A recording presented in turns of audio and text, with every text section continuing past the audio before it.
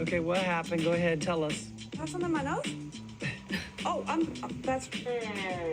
I wasn't originally planning on doing the accordion nose thing. I mean, it makes me crack up every time, but I don't know about Tyra Banks. If you grew up in the mid-2000s watching America's Next Top Model, you'll remember Sarah Hartshorne. She was the Cycle 9 contestant they labeled as plus size, at a size 8.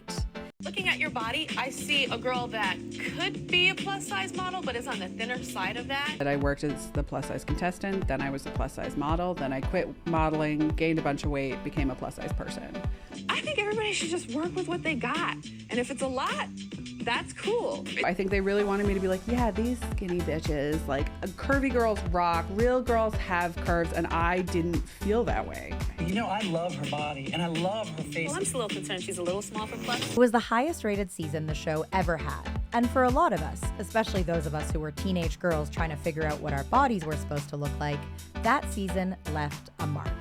I found out afterwards that the body image expert was a dermatologist. The judges feel like you, Sarah, are kind of coasting and that you're very, very good. But they also feel that your place in the industry is kind of confusing right now because models are so skinny or they're plus size. Nigel had said, you seem really self-conscious in that outfit. And I was like, oh no, I'm not. I thought I looked great. She cut me off and said, well, I can understand why you would feel self-conscious in that outfit because you did kind of look like a ham. But here's what I didn't know until I sat down with her. After the show, Sarah modeled all over the world, even in Europe. Then she walked away from the industry entirely and became a stand-up comic. She's toured the country with an abortion rights nonprofit, performed at the Edinburgh Fringe Festival, and has written for Vogue, The Guardian, and Teen Vogue. Her new memoir, aptly titled You Wanna Be on Top, is out now from Penguin Random House, and it is not just a salacious reality TV tell-all. Sarah is a survivor of childhood abuse. If your abuser can die, honestly, 5 stars. Highly recommend. She lives with complex PTSD, and she was diagnosed with ADHD in college and had to go off her medication for 3 years to have her daughter. My ADHD has never been quieter. And my friend was like, girl, in what world has your ADHD never been better? She's someone who's had to rebuild her toolbox over and over again, and she does it with a level of honesty and humor that I think is really rare.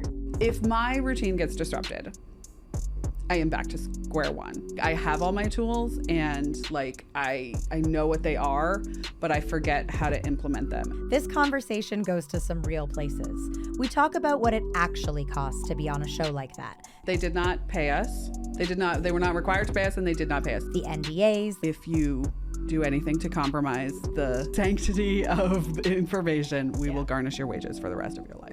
The manipulation. They would start out really friendly, like, America's Next Top Model is in this room. You are the select few. There are a million girls who would kill to be here, and we have their phone number. The hallmark of reality shows is when they ask you a question, you have to say it back. And this is how they really get you to say whatever they want. We talk about parenting. What would you tell your younger self? I'm like, nothing. That bitch would not listen.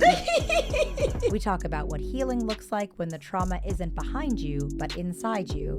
You gotta heal your inner child before you have an outer child because it brings some stuff up. And we laugh a lot because that's just what we do here. This is Sarah Hartshorne. I think real girls have whatever they want. And this is Not Another Life Lesson.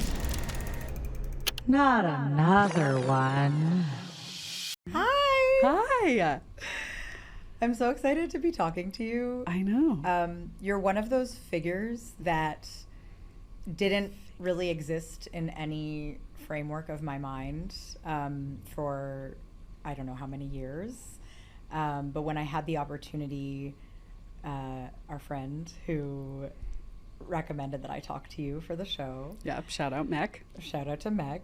As a former America's Next Top Model contestant, I immediately traveled back to my teenage years watching this show that was so pivotal and so important to my life, but also was very defining in sometimes positive and sometimes not so positive ways. I was always a chubbier or more heavyset girl, and like all little girls or teenage girls, I looked at, fashion magazines and whatever was on television. And as you know, in the mid-2000s, we grew up in a time where I think they called it heroin chic. They did, yeah. That was the body image standard. Mm-hmm. Rib cages abound, Yeah. low-rise jeans with hips coming out. And so as many seasons of America's Next Top Model as I've watched, your season stood out to me and has stood out to me. I think it may be one of the last seasons that I actually ended up watching before I went to college. It was the highest rated season. It was really kind of the peak. And obviously the contestants and lots of the photographers and judges afterwards were amazing. But just in terms of viewership, it did go downhill after that. After Cycle 9. It was quite a cycle. Cycle 9 was quite a cycle. My most significant memory of you at that time is that you were labeled on the show and in that cycle as the plus size contestant. Yes. Right? And at that time, I personally, as a high school girl, was certainly heavier set than you. And I wasn't trying to be a model, but in no world was I wearing plus sizes or did I consider myself to be plus size. Same. Right. Yeah. So now, you know, as an adult, we understand there's a distinction between being a plus size model or a plus size woman. Yeah. But at the time, I mean, what size would you say? Yeah, I mean, the joke that I have about it is that I worked as the plus size contestant, then I was a plus size model, then I quit modeling, gained a bunch of weight, became a plus size person. So now I have experience being both. Right. Weird how those aren't the same thing. Like, we have your photo from that time period. Both of these photos were taken. During the show, the ones where my hair is blonde. Yeah, I was a size 8, give or take. Right. The insanity of women's clothing. Sometimes I wore a 10, 12, sometimes I wore a 6. I had a couple, like I had some size 2, you know, like I wore small, medium, extra large, but I was around a size 8. I was very thin. My BMI was very low, which is a useless eugenist scale. I know. Not developed by a doctor, a scientist, or even a mathematician. Nope. Yeah. A pharmacist, a racist pharmacist. That's right. A racist board pharmacist. Right. So if you're still measuring whether you're healthy on that index, please stop. Yeah, please absolutely stop. Also, literally the healthiest person I know had too high a BMI, and her doctors would give her crap. And when I tell you she could have been a professional athlete. So truly a useless scale. But even on that arbitrary useless scale, I was very thin. I was 5'11", a size 8. And they also made a really big deal about how I was too small to be a plus size model. I do remember explicitly Tyra Banks mentioning that multiple times, and I've rewatched a few of the episodes in anticipation of our interview, and I think that's a really interesting way for them to have played it because they cast you. Yeah. So they intentionally cast you to play this role of the differently bodied person. Yeah. And spoiler alert, in case you haven't watched it since 2007, they also eliminated you because they said that they didn't know that you felt comfortable in your body. Yes. Yes. Yeah. Sarah, the camera loves you. There's no doubt about that. And, and I think that you are a little perhaps nervous about your body. And I noticed that when you were watching the film just now, you actually pulled a couple of faces watching yourself, which shows because that's also in the film, because you're perhaps, feeling awkward about your figure. I agree with Nigel. There were moments where there was a slight embarrassment. I don't know whether it was what you were wearing or I don't know. You seem to be disappearing slightly in front of us. You seem to have lost quite a bit of weight. People have said that, and I haven't been trying to, but people keep mentioning it. We all think so. You have to actually be the size to be a plus size model. So I found that to be very conflicting because... Yeah. No, I think they very much wanted me to be like really pro plus size contestant. They wanted me to be really body positive, and I didn't have any of that language. And there was very little of that language in our cultural zeitgeist at the time. Absolutely. And I think, say what you will, the industry still has a lot of issues.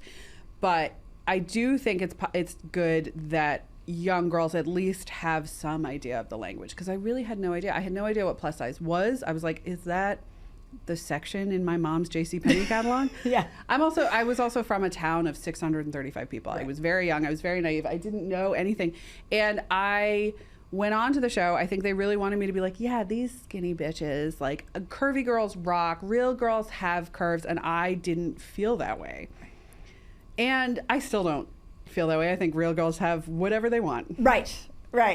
And whatever they're born with, whatever they choose, whatever happens. Whatever their plastic surgeon, whatever their God, whatever their nature, whatever whatever they have. I Amen. think they are a girl. But, you know, I do think, like, I wish that I could have had that language. I wish I could have been really positive. I wish I could have said, like, yes, I can be America's Next Top Model, even though I am a size 8. Right. A honking size 8. But I just didn't believe it, and I didn't have the framework, and I didn't have the confidence to deliver. And so I think when they saw that that wasn't going to happen, they were like, well, let's just go in the opposite direction and let's start to pick her apart. Right. And let's see, you know, if we can capture this angle of feeling bad and we can get television that way.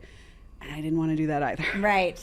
Right. Elimination, they were like, you have a wholly different body type than when you walked in here last time. And I'm like, You seem to have lost quite a bit of weight since the beginning of this competition. a couple people have said that, and I haven't. Like, do I stay a plus size model, or am I not? Am I too small? Am I, like, too big? I don't know. I just kind of feel like I'm just wrong sometimes. I see Sarah definitely struggling. She does not feel good about herself, and she's not even pretending like she does. So going in, was that on the application? Were you positioned as a plus size model? Did they tell you right away that that's what you were going to be? I'm trying to think when it first came up, because it wasn't on the application at all. There wasn't like a separate section. You just gave all your measurements. And it did say that you had to be at least 5'8". That was really the only physical characteristic that came into play right away in the auditions. They actually had a piece of tape that went around the hotel ballroom that we auditioned in, and they would cram us in as many as they could. They kept saying, like, nose to the back of the head, nose to the back of the head. And that was the first time that I realized that my body was different, because I looked around and I realized I was the only one whose boobs went past my nose. Realize how much thinner everyone would be till I got here, and I'm like, wow. You know, I'll represent whoever wants to be represented. Whoever sees a little of themselves in me, I will represent you, you know? And if that's a plus size girl, great. How thick you get? And so I was like squishing into this girl, like, I'm so sorry. But they didn't say anything about it. It was just something that I observed. But anyone who was below the piece of tape that was at 5'8" had to leave. Wow. They had to step out of our shoes. They checked. They like put a ruler on some girls' heads to make sure. And that's the runway requirement, generally speaking. It was. Yeah. It's a little less stringent now, and it's also, even at the time, it's like with runway, that's a very specific industry and world, and there are some models who are below 5'8". I think Kate Moss is below 5'8". Right. But as a rule, yeah, you have to be 5'10" is ideal. 5'9", like if a girl is 5'9", she'll say she's 5'10". If a girl is 6 foot, she'll say she's 5'11". Like 5'10", 5'11" is the ideal, quote unquote. But the next day at the callback, they were like, okay, we need you to do your runway walk. We need you to be more confident. We want to show off that curvy body. And that was when I was like, oh, okay. I knew my body was different, and I was like, it is going to be a thing. This is how we're going to talk about it. And then once we started filming the first episode, I all of a sudden was like, this is going to be every conversation. Every conversation is going to revolve around this particular difference. Yeah. There's two things that are really interesting to me about that. The first one is that, you know, rewatching your cycle, I saw that right in the introduction and the voiceover, Tyra says right off the beginning, I'm looking to change representation in the fashion industry and, you know, challenge the norms. And obviously she is doing that, although, albeit I would not accept that you are a plus size person as you were competing on that show. However, that was the norm at the time. Yeah. Modeling is not about being the most beautiful girl in the room. America's Next Top Model strives to find girls who have a distinct something. That je ne sais quoi, that controversial, debatable beauty that defies description. But what is beauty to you? Is it odd, edgy, bizarre, or safe, clean, predictable? To me, it's all beautiful. My mission has always been to expand what America considers beautiful, question what makes a model, and open up the world of fashion to young women everywhere. And, you know, by casting you and bringing you into this fold, I think that she was doing that, and she did achieve that in some capacity.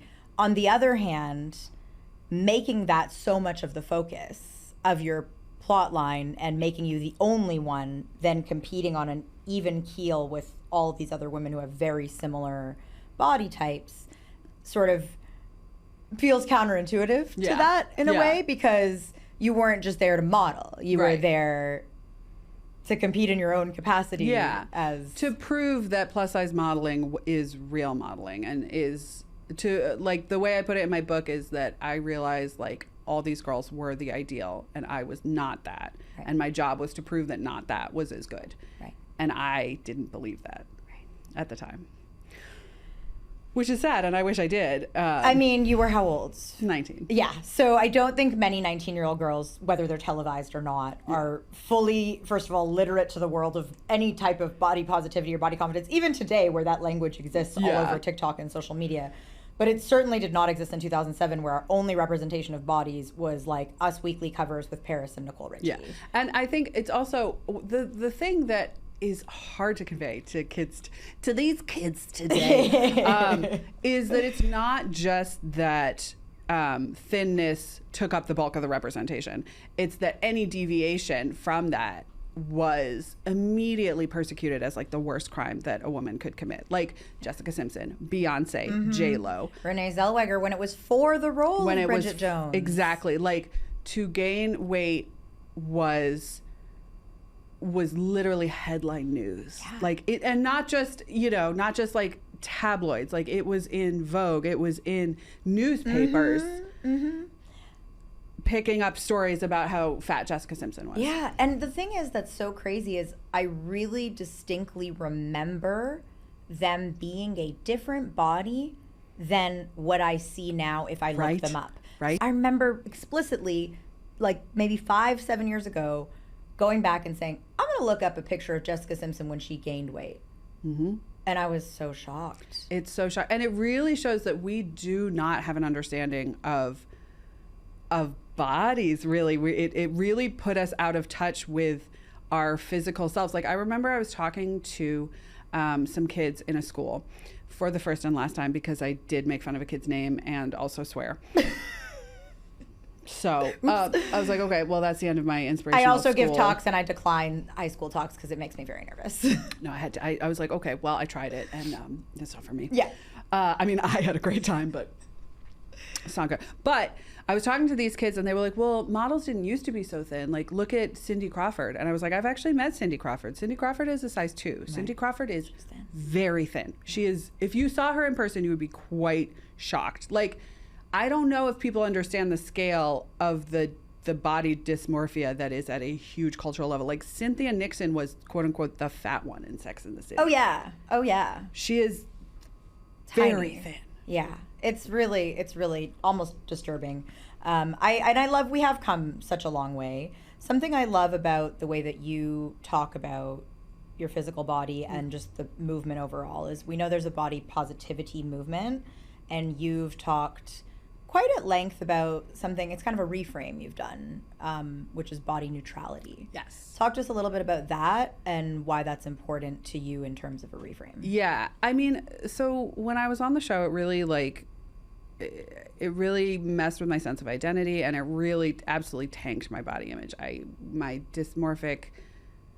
My body dysmorphia was out of control. My disordered eating was out of control. On the show and after the show? On the show and after the show. And it was worse than it had ever been. The way I like to phrase it is that my body dysmorphia was like a cat just sort of threatening to knock it off the shelf into a full-blown eating disorder. You know what I mean? And when I was on the show, it just poof. And so then I was pursuing modeling and it really surprisingly helped sort of regulate and it helped me to compartmentalize and it helped me to decentralize like just how much I weighed and what I looked like because it suddenly was just my job and I could just put it in that box where if a client didn't like me, that's a professional preference and that's fine. And if a client did like me but wanted to add padding or wanted to pad my boobs or cinch my waist or pad my waist, that's my job. And working out was my job. Eating well was my job. And it became sort of easy and I still had issues. I still had body dysmorphia, but I was able to kind of keep it under wraps until I quit modeling. And then I was like, what do I do? What do I work out? For myself? Just for my health and well-being? And I have ADHD, so I would go days like not eating very much and then binging. And then I sort of fell into this really unhealthy pattern of like going on diets and then eating and then binging and it became just this really crazy back and forth because I had never just existed and fed and fueled and moved my body for myself. And I kept trying to be body positive, right? And I gained all this weight and I was like, it's fine. I love it. I'm still sexy. I'm still beautiful. And again, I didn't believe it and I wasn't connecting to those words. And then I was entering into this cycle of feeling bad for feeling bad. And I was like, I felt fat on my wedding day. You know, that was actually before I quit modeling. But I looked at that and I was like, I've got to do something to like pull out of this cycle. The dominance that it had and just the amount of energy that it takes up to just think about your body and what you look like all the time. Of like, no, it's fine. I love it. I'm happy with it. It's amazing. I hate it. I have to diet. I have to eat nothing. And so then I started trying to just not fucking think about it that much. And like when I look at a photo of myself, and have you ever seen a candid photo that's like so bad you're convinced the person must be mad at you? Where you're like, what have I done to you? Yes.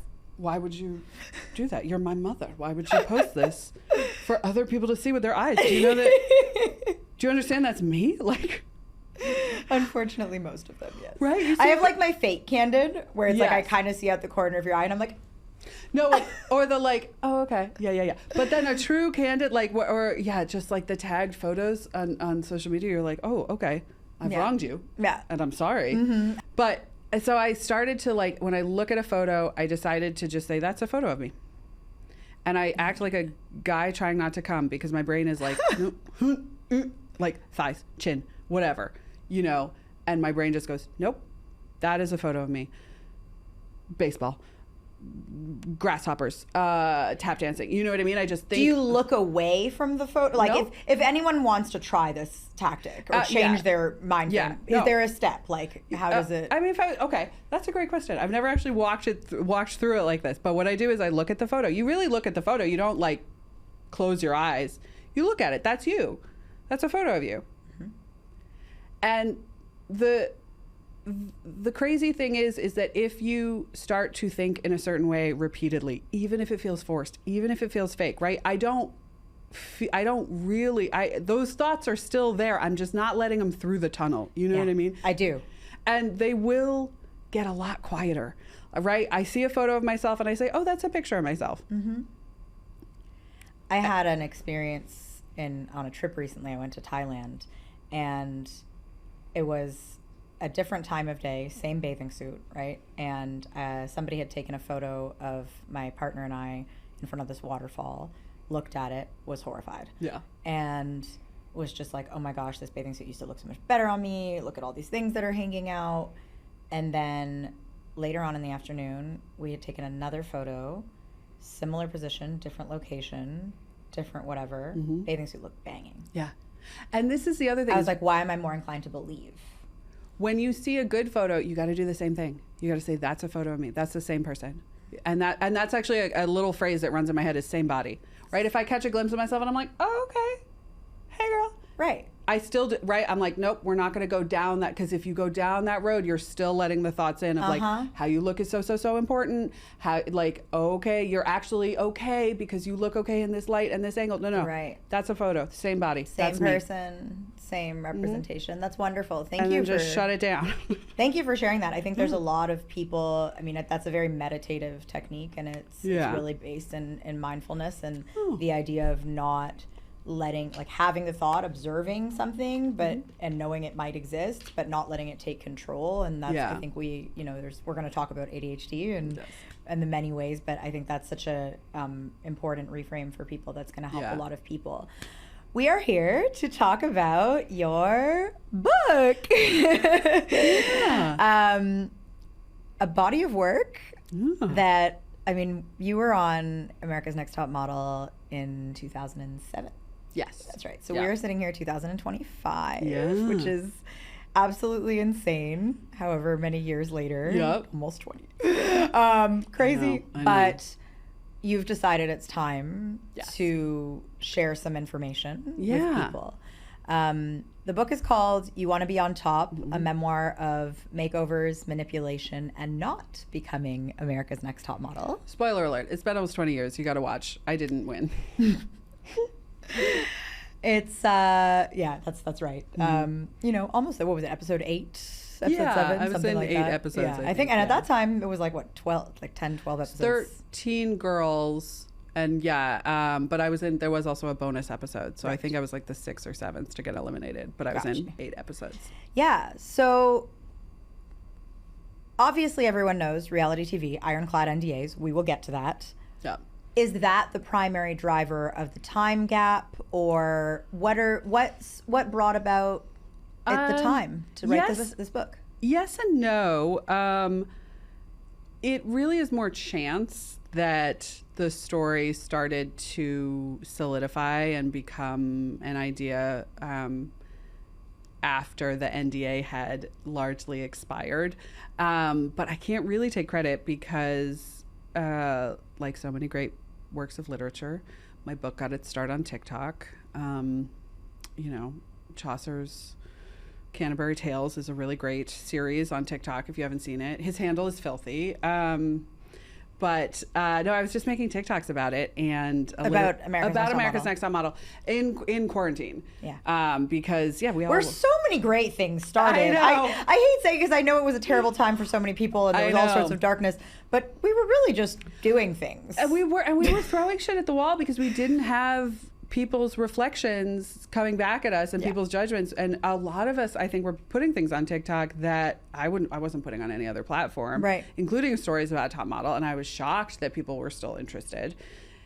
Oh no, the millennial resurgence on TikTok is the whole fun of TikTok. I know. We just love talk. We didn't get to comment back then. I used to have a friend, my friend Laura and I, we literally would have 2 nights a week. One was for America's Next Top Model, one was for Gilmore Girls, which ended in 2007. So at that time, and we would literally call each other at every commercial break, because there was no streaming at the time. Oh my God. Commercial breaks, week to week. Oh my God, and discuss and like what was happening. Then we would recap the eliminations, right? That was our, there was no TikTok. Yeah, that was, it would have been a great YouTube show. Right. Yeah. So we had our own private TikTok commentary. Yes. That now it's so much fun to go back and relive it with you guys too, because you're giving us really honest, you're not the only one. No. Giving us really honest takes about things we didn't have, like that perspective. Kenya Hill is, amazing. Joni Smalls. Joni Smalls does amazing, like, home improvement and, like, contracting device. I'm obsessed with her. She's so funny. But, there's a bunch of girls on Top Model. But also, what I didn't know when I was making these videos is that I guess either Hulu or Netflix was, like, showing reruns. And I think they were like, well, isn't this going to be just like a fun, nostalgic little rewatch? And everyone rewatched and was like, are you kidding me? Right. What do you mean multiple instances of blackface? Like, what do you mean? Like closing gaps and opening gaps and what do you mean a girl got sepsis from her extensions? Right. Like things that were just okay in 2006 and 7 are just not okay today. We really were watching it with new eyes. And so I was making these videos. I was sharing my story.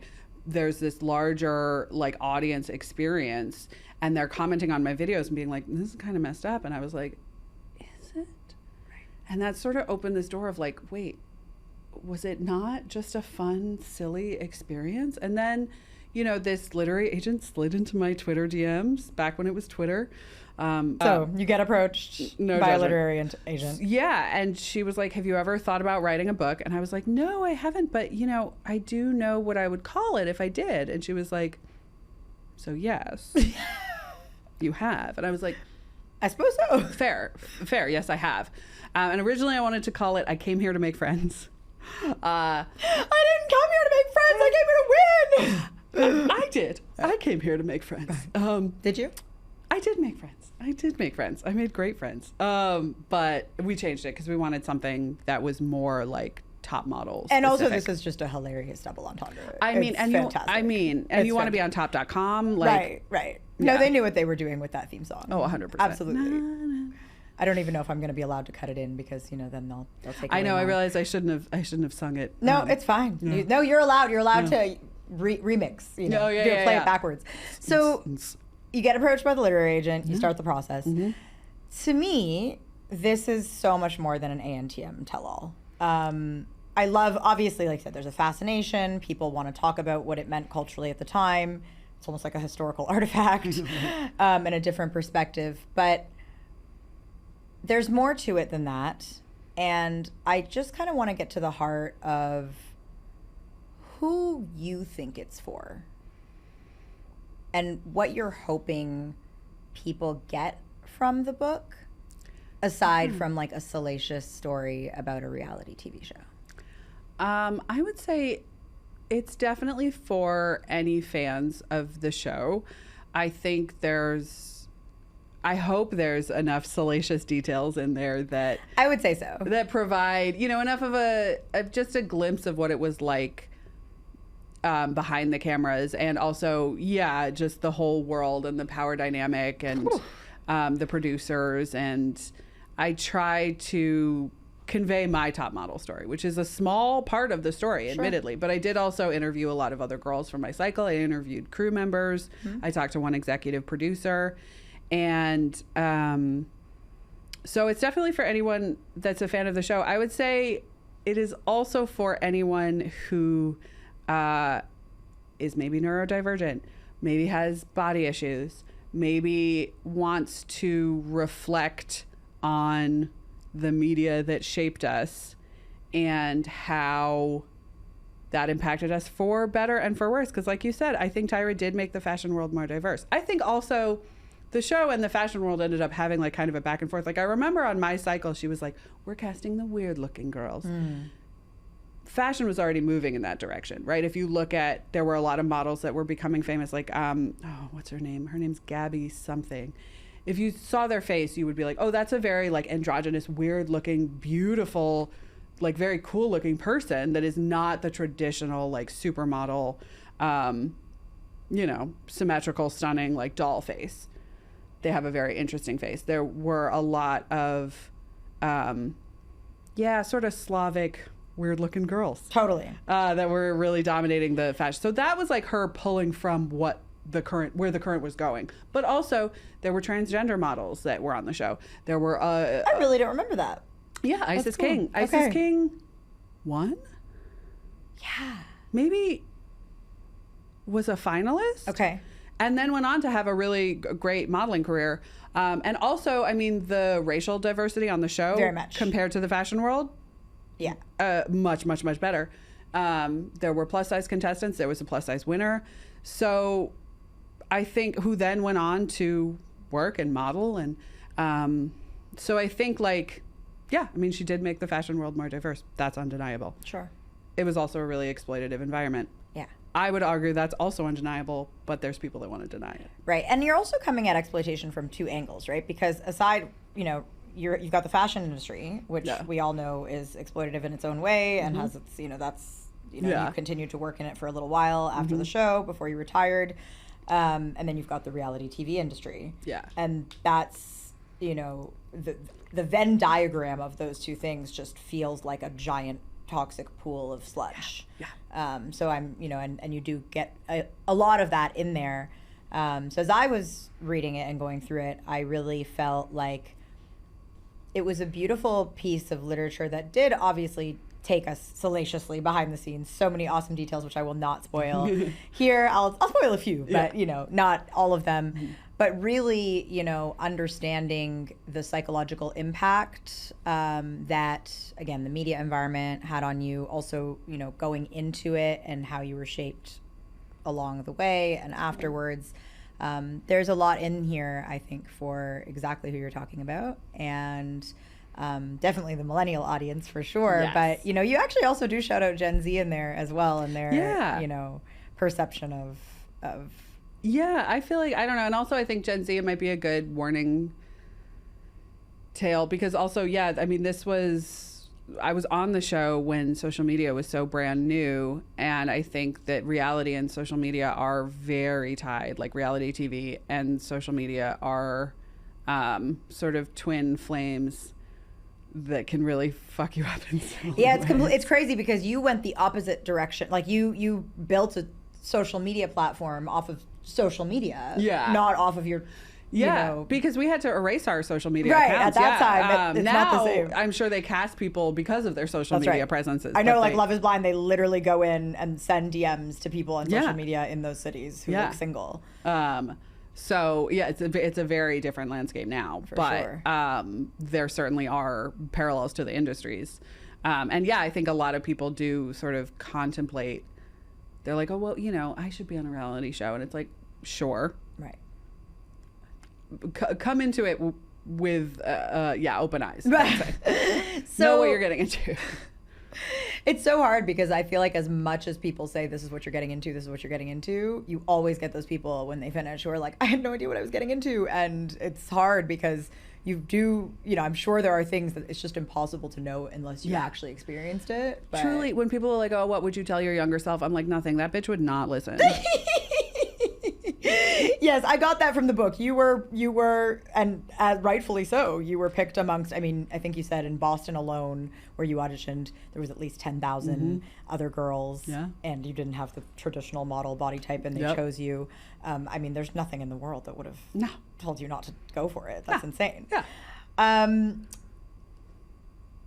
Throughout the book, you talk about sort of, again, that gap of not really writing about it or thinking about it from this perspective until it was time to do so. Yeah. What did writing it and telling the story do for how you experience the story and how you've maybe healed from the story? Yeah. It was incredibly cathartic. And I really wish that I could like give that feeling and the catharsis as a gift to every other person who was on the cycle. I think that most of them have processed in their own ways and have achieved that in their own ways. And like so many of the girls on my cycle were way ahead of me, like which I talk about in the book. Like I talked to Jenna and she was like, this was a traumatic experience. And I was like, it was? What? We'll be on different shows. And then I started writing and I was like, this was a traumatic experience. This is like really, this is so messed up. And so I think, yeah, they were ahead of me. I'm, they knew and they processed. And there are so many ways that they understood what was going on better than I did. But the process was amazing. And it was, it was really interesting because before I wrote the book, one thing that sort of confused me about myself is people would be like, I'm sure you're so sick of talking about this. And I'd be like, I'm really not. And I don't know why. You know what I mean? Because I was like, it has been years. Why doesn't it get old? Like when they would ask, I would still want to parrot these sort of speaking points that I'd been fed. People would say, what is it like? And I would say it was surreal. It was just so weird. It was like nothing I'd ever experienced. Everything felt unknown and unpredictable and just enough to kind of shed a little emotion, but not so much that Yes. you were. Oh yeah, it was very canned. It was very like, this is my sort of practiced answer. Like this is the answer that I've come up with. But I think what I was doing, I was like a clam, clams have pearls, right? Yes. Yeah. Just turning it over and over, like trying to believe it and trying to process it without really facing it, right? I had these canned answers so that I was just spinning over and over again in my mind, and when I would talk to people, trying to turn it into a pearl. And I don't think that I did until I really faced it and really acknowledged what it was and acknowledged the power dynamics and the complexities. And like, it's not that I'm sick of talking about it now, but I do now, like, I don't feel that same compulsion to be like, no, I want to talk about it. I don't, you know what I mean? I just feel like it's a thing that happened. Yeah. And if people have questions, I'm fine with it, but it feels so much smoother. Like you can kind of almost fully move on to the new stage of your identity and who you are 100%, and yeah. have a little bit of. I find storytelling, part of the reason I do the show is I find that storytelling really creates a separation from things that before were like embedded in your identity. Yeah. And once you kind of become a narrator, it gives you like some space to just, kind of, okay, well, what's the next chapter? Yeah, it's not a pearl stuck in your guts. You're able to like take it out and look at it and say, okay, this was really irritating. This was really painful for a long time, and now it's a pearl. Right, and now I don't have to process it externally with other people because I've done it with other people. Everyone reads the book and watches the shows and does whatever, but in a different way. And I've also done the work with my therapist. Shout out Lisa. Hey Lisa.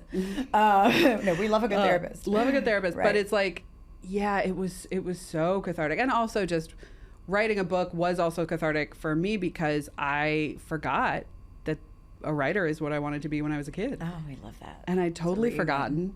I spent my whole teenage years being like, no, I don't want to be a writer. My grandfather was a writer. And so people ask me a lot. They're like, do you want to be a writer? My parents are doctors, and I started saying no to the do you want to be a doctor like mom and dad question when I was 3. But and again. And it wasn't a regular no. It was like, no!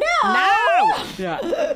Never! Yeah. And, well, and being, I'm so squeamish. I could never. No, truly never. Not for me. Was there anything that surprised you as you were writing? Obviously, like this was a cathartic, almost trauma processing experience. As you're writing it, obviously sometimes we just start, once you're in, you're in. Yeah. Was there anything, this is kind of a twofold question. Was there anything that surprised you as you were writing it where you were like, oh, that's kind of the first time I didn't really, And then the second part to that question is, was there anything that you wrote where you were like, I don't know if I can put this in the book. Like that's probably, whether it was about other people on the show or yourself. I did write about my stepfather abusing me in a way that I had never talked to some of my family members about. And so I did sort of have a moment. But what was really helpful is that he died. Oh, yeah. Yeah. Okay.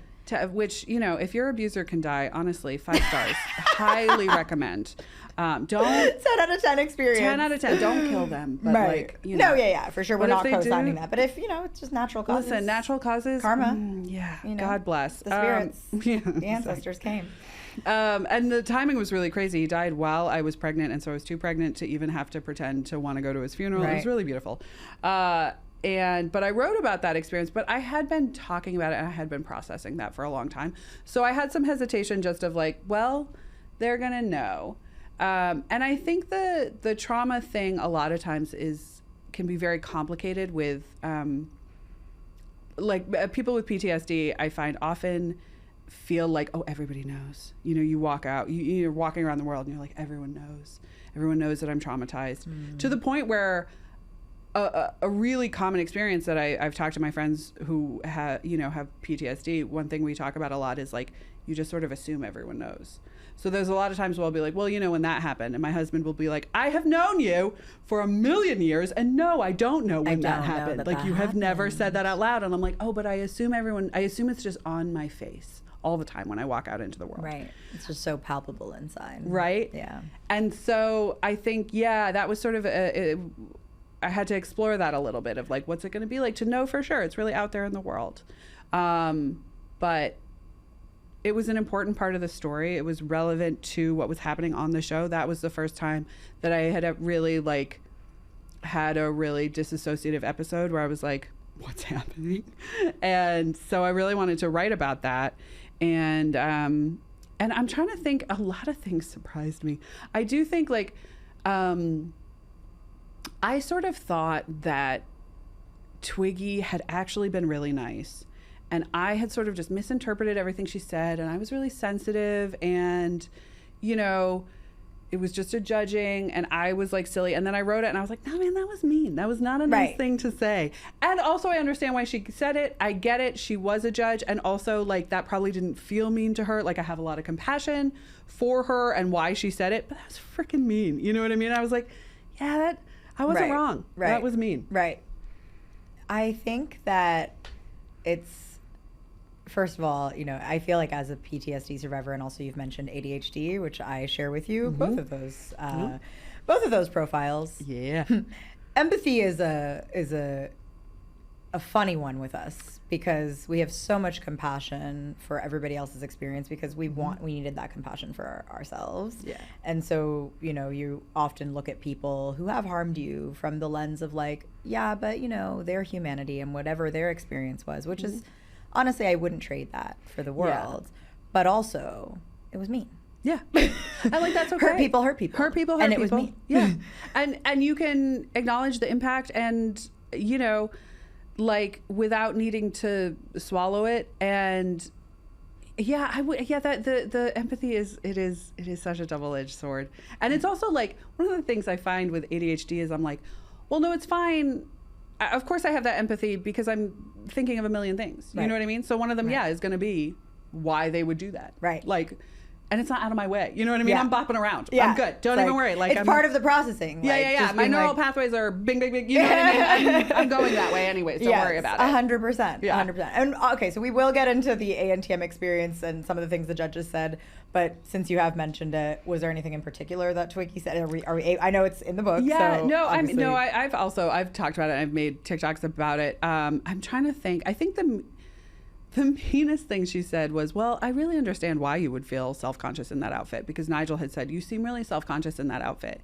And I was like, oh no, I'm not. I thought I looked great. And I went to say that and she cut me off and said, well, I can understand why you would feel self-conscious in that outfit because you did kind of look like a ham. Oof. And I was like, okay. And that was one where there'd been so many where I just like had smiled and said, oh, okay, thank you. And again, I smiled and said, thank you. But that one I was like, that's fucking mean. Yeah, that's crazy. Like, that's crazy. Like a ham. That's crazy. And yeah. I think hams are sexy and delicious. Well, and then Miss J was like, oh, that's like a lean cut of ham or something. Like she right, said something very like kind situation. and diffused. Yeah. Again, maybe it's the empathy thing, but I'm sure, within the production framework, we saw so many shows and like when Simon Cowell would be the mean one on Idol or like whatever it is. I never thought of Twiggy as the mean one, which is funny. I'd have to go back. They always position Janice as the They the edited mean one. her very kindly. I guess we'll talk a little bit then in that case about production and the feeling of being edited or watching back. So I guess my first question is, and you talk extensively about this in the book and also on your TikTok channel, obviously you're in the types of contracts that you sign at 19 years old for a big opportunity. And, Lord knows, maybe a lawyer read it, maybe they didn't. Probably not. I mean, their lawyers read it, I'm sure. Sure, yeah. many times. To us, and us. 25 men in suits. Yeah. And one of those things is obviously you have no control over the edit and how you are presented on television. And none of the other girls do as well. Mm-hmm. What was it like watching it back for the first time? Were you watching it with your friends and family? Were you watching it alone? Bring me back to that day. Okay. It airs. So you have no idea what you're going to say. So we finished shooting, I flew home July 4th, and they continued shooting for, I think, 2 or 3 more weeks in China. They were all home by August 1st. I know that. And done shooting wrapped before August 1st. And then I spent the rest of the summer in Massachusetts, went back to school. They announced the contestants sometime early September, right around when school was starting, because I remember I was at a party and someone was like, did you hear there's some top model girl who's going to come to school here? And I was like, whoa, that's crazy. I wonder who she is. And you couldn't say anything until it aired, obviously. I actually could have. At that point I could have. Once they announced it, I could have been like, no, that's me. But I just was like, I don't know how to cross that bridge. So yeah, that's crazy. But then it aired September 19th, my best friend's birthday. I felt really bad. I stole her thunder. Also, I think it might have been her 21st birthday. Oh my God. I hope she had a good one. And just for the Z-Lennials or younger Gen Z out there, shows aired week to week, 1 episode at a time. Mm-hmm. So you were not binge watching 12 episodes with your family. It was 1 week at a time. Yeah. And that was it. And there was, you could TiVo it. TiVo existed, but that was about it. And yeah, it was week by week. And I did watch with my friends, I think most weeks, but it was one of those where I definitely watched them watching more, you know, like, and it was a lot of like hands in front of my eyes and sort of flinching. And so when I rewatched it, I was like, man, I like haven't seen these. Like because I wasn't absorbing it. You know what I mean? I was so on edge, and I was just watching my friends watch it. Were they like, I want to know what happened there and behind the scenes there? Yeah, they were a little bit. Yeah. Although also like, you know, they also were young and had their own lives and sort of were like, you know, had a lot going on. And so it was like, they would have a lot of questions. But you know what's really sweet is they had viewing parties in my hometown. Not in my hometown because we couldn't get cable TV in my hometown. In the town nearest my hometown that could get cable and that had a coffee shop called Mocha Maya's. They held viewing parties. They had little stickers. Sponsored by Mocha. Sponsored by Mocha Maya's that said, it's not. But that said Team Sarah, and I had a reading there like last week to read the book, and, and it was like packed out. That's standing so room cool. only, and it Full was circle. so lovely, very full circle, because I couldn't be there for the reading parties because I was at school. Right. And so it was so nice to be there and read. And yeah, a lot of people had a lot of questions. Sure. And a lot And now of, your NDA is lapsed. and now my NDA is lapsed. you So I know. was like, I got you. But I'm not going to lie. I was up. If you directly asked me, I wouldn't. An NDA hates to see me coming because possible one of your friends would go to the press and say something, Yeah. whatever, and you would get then sued for that. Oh gosh, it broke my heart. $5 million. $5 million. $5 million, and then it's actually one of. May I spoil this part of the book? Yeah. So in the book, Sarah talks to us about these NDAs and essentially an army full of men in suits multiple times. Yeah. Before you start shooting, coming in to give you these briefings. And they start off kind of friendly and then descend into the legalese, you know, wrapped things. And they essentially tell you, all of you go, well, we don't have $5 million and parents don't have $5 million. And one, they all knew that because you had to do immense amounts of disclosure about your finances and everything else. But two, they basically said, oh, we know, and we'll win the lawsuit and we'll garnish your wages and the wages of all that you know and your family and loved ones for the rest of time until we get our $5 million. Yeah. And it was always the same phrasing, we will garnish your wages for the rest of your life. I mean, we probably heard that at least 100 times. Always by the men in suits? I mean, by a wide. It was by the team of lawyers. It was by the executive producers. It was by the network executives.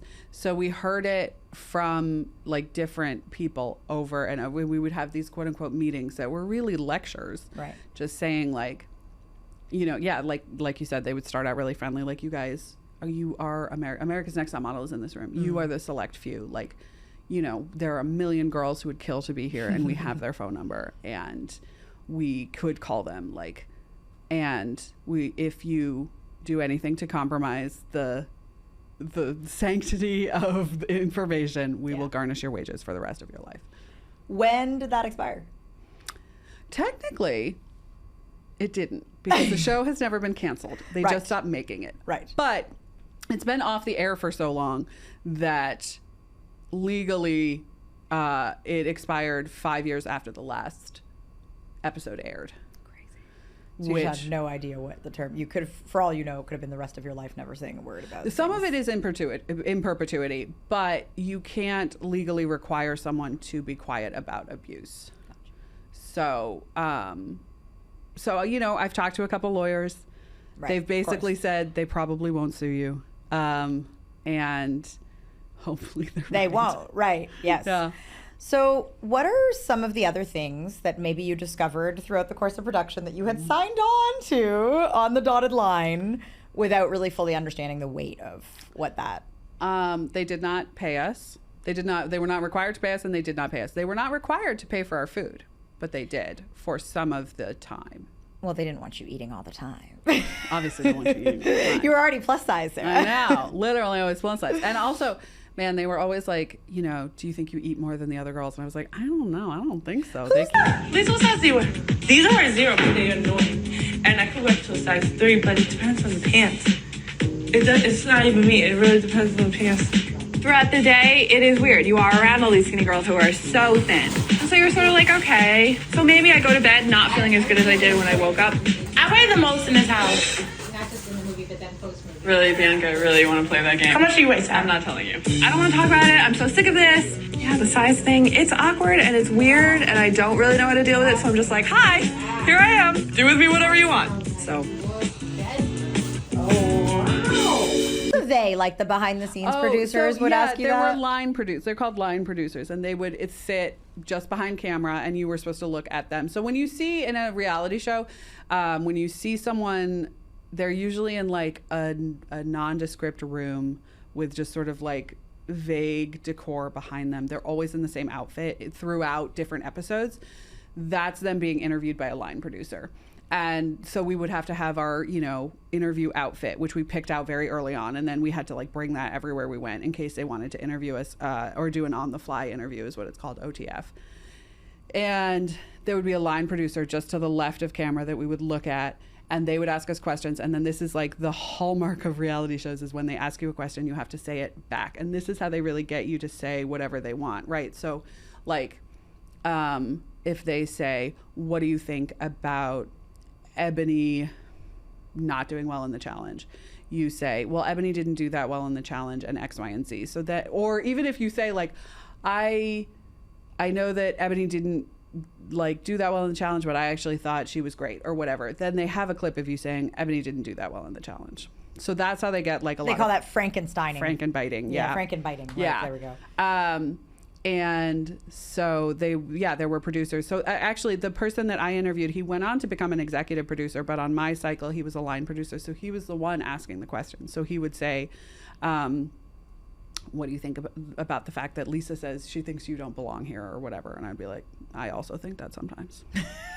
We gotta have a chat with Lisa about it and be like, girl, I know. Girl, same, right? Like, hard agree. Like, so sorry, but you can't beat my low self-esteem. Okay, I'm gonna get there first. Not to brag. Honestly, that would have been a better show, but that's neither here nor there.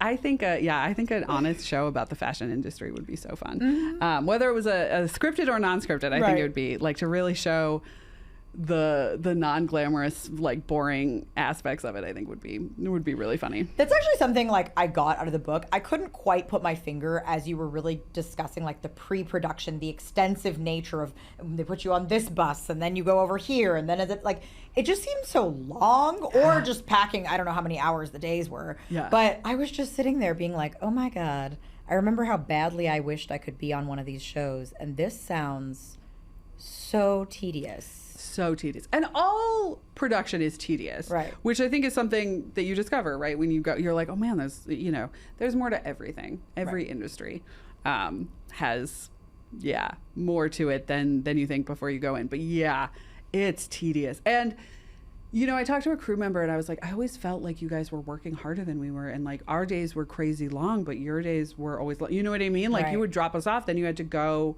return all the equipment and do all this stuff. And they were like, yes. Half of them were like fresh out of college, I know. And they felt so old. They were like, we were like, oh my God, they're grown-ups. 22 probably. But they were like, yes, but we could also control our time. Like if we wanted to go to the bathroom, that was fine. Right. You couldn't go to the bathroom. Right. You couldn't go get a snack. Right. A glass of water. Yeah. You had to sit in silence for hours. Like your days were very grueling. And I was like. And in the early days when you weren't allowed to talk to each other. Also, okay, what was up with the blindfolds? Did you ever get an understanding of why you had to be blindfolded for so long during pre-production? Blindfold that we have given you. We drove around with the blindfolds for so long. Everything was shrouded in mystery. People trying to walk blindfolded in heels and trying to keep my balance wearing the heels because that's what models are supposed to do. Welcome to America's Next Top Model. A top model must be ready to travel anywhere, anytime. Girls, take off the blindfolds. Like, suspense? I really don't know. And watching it, I had totally forgotten. And I read, Gia Tolentino has an amazing book, which it's about a lot of things. It's about reality TV and social media, but it includes a description of her experience on an early like MTV, one of those MTV, when there were just a million MTV reality shows. I watched every single one. Yeah. I forget what it was, but it was one with high school kids where they competed in teams, and she talked about how when she watched, she was really surprised at all of the things she didn't remember, because it was like she had surrendered like her storytelling to the producers. She was like, well, I don't have to form this. I don't have agency over this. I don't have Whatever agency over this. So they tell me. Yeah, and so her brain like literally didn't absorb a lot of it, and that absolutely happened. I didn't remember that they'd put us in blindfolds until I watched, and then I went back and looked in my diary, and there it was. I wrote about it, right? And I was like, okay, well, I guess that happened. Yeah, I really don't know. Such a unique and crazy. I think they wanted the element of surprise about the cruise ship, and it's like, how do you hide a cruise ship? You can't. Right. You know. Right. So. Right. And we were. This was before we were on a bus with no windows, so they were like, well, we got to blindfold them. Absolutely insane. Yeah. Well, we've talked a little bit about PTSD, and we've talked obviously a bit about ADHD, and just mental health and the psychological implications of being on a show like this, which obviously you get really deep into in the book.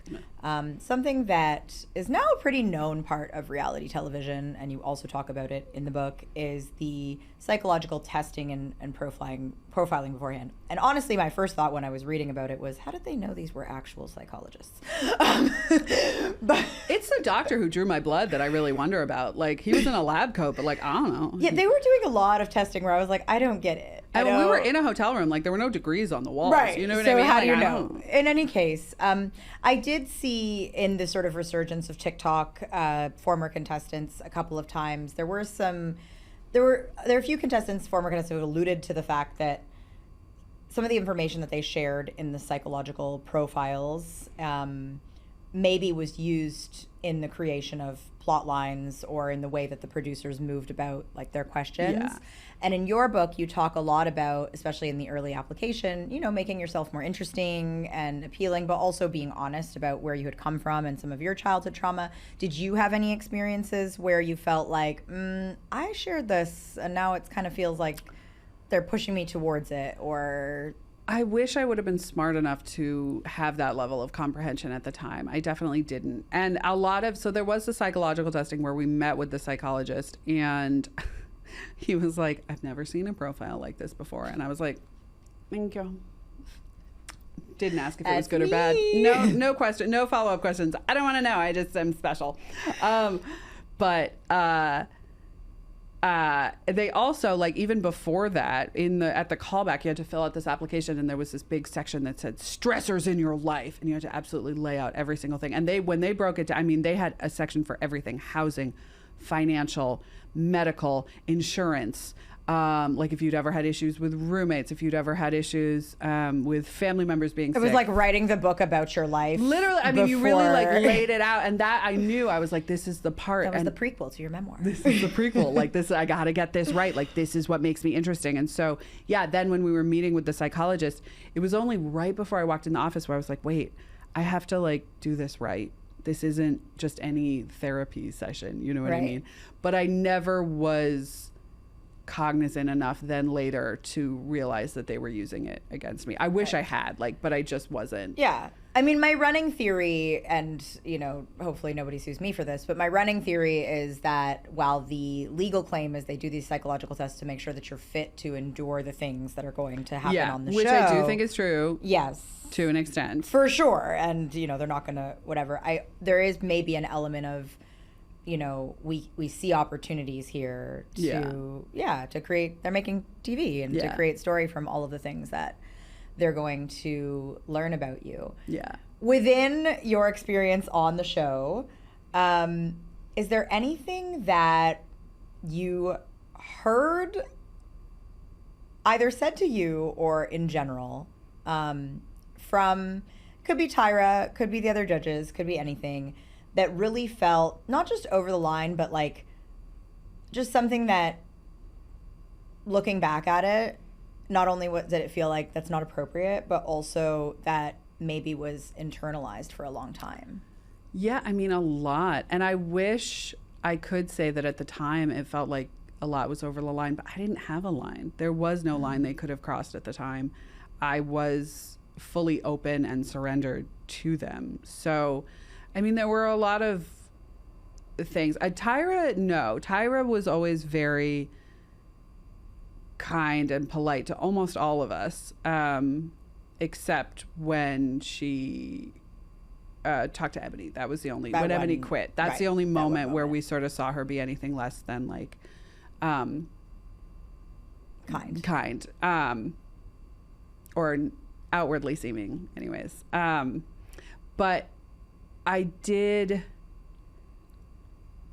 remember there was like a conversation they had backstage at a elimination where they had like a body image expert come in and talk to us, and I could tell that this was for me. You know what I mean? That they wanted to talk about like plus size stuff and body image, and I just absolutely shut down. And it didn't feel over the line, and it didn't feel inappropriate at the time. I just felt like I was like, I don't know how to deal with this.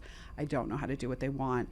And yeah, they, you know, I sat there while all the other girls talked about how their whole life they'd always been told they were too thin and what they would do if someone asked them to lose weight.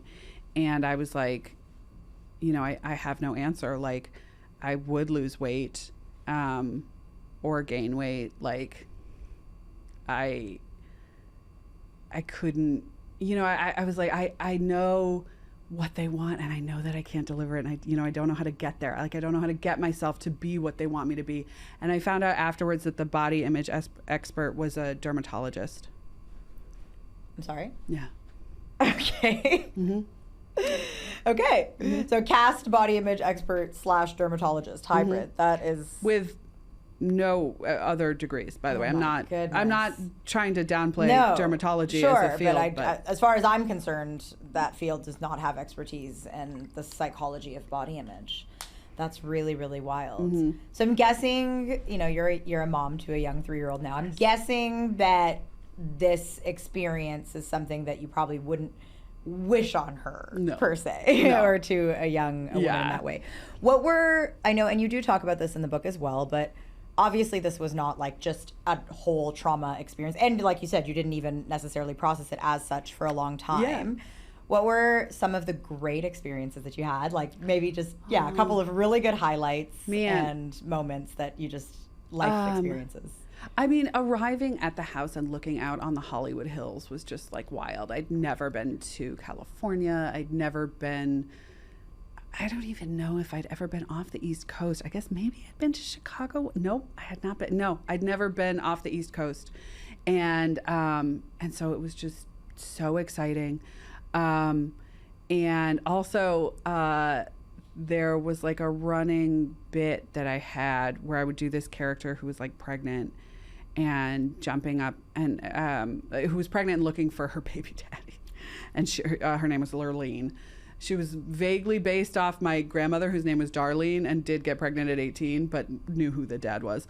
But I was like, she was Southern like my grandmother, and was just constantly looking for the baby daddy. And you know, last time I saw him, he was in back at 7-Eleven, and I'm gonna just keep checking 7-Elevens. I'm not sure which one. You know, I don't remember exactly which one it was on account of I've been to a bunch because I like them nachos with the cheese sauce and but I don't like the chili. And so that was this weird character that I did, and it made Bianca laugh really hard, and she has the best smile in the world. And so one day, we were jumping on trampolines, and she was like, Sarah, what does Lurleen think of the trampoline? I was like, y'all, this baby gonna jump out my mouth, I swear to God. I can't jump this high.